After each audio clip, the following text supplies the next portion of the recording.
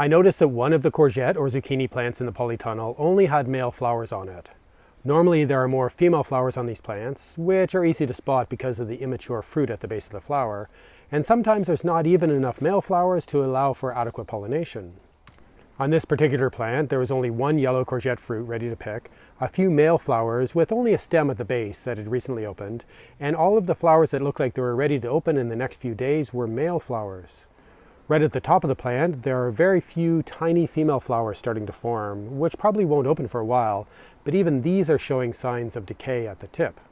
I don't think I've seen such a strong example of a courgette plant responding to stress in this way, producing only male flowers for at least a week or more.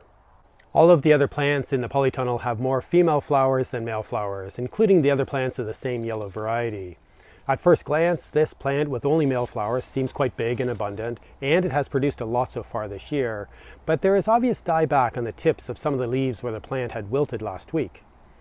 We had a few days of quite hot and sunny weather, and these large plants in the polytunnel are growing in grow bags with limited reserves of soil moisture, and I obviously didn't water frequently enough. And I've also been monitoring a gradual decay at the base of the stem of this plant, which has been continuing to get worse. There are patches of a similar decay on a few of the other courgette plants in the polytunnel, but it is worse on this one plant. To be honest, I'm surprised it's still alive and continuing to grow through the hot and dry conditions with such a small part of the stem remaining.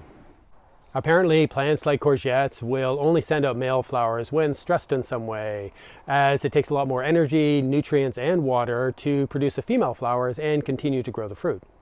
This plant is supplying possible sources of pollen from the male flowers to help pollinate the female flowers on the other plants, but I don't expect it to last long enough to produce any more fruit. So I should probably just remove it and use a grow bag for another crop, something that I should have done a while ago.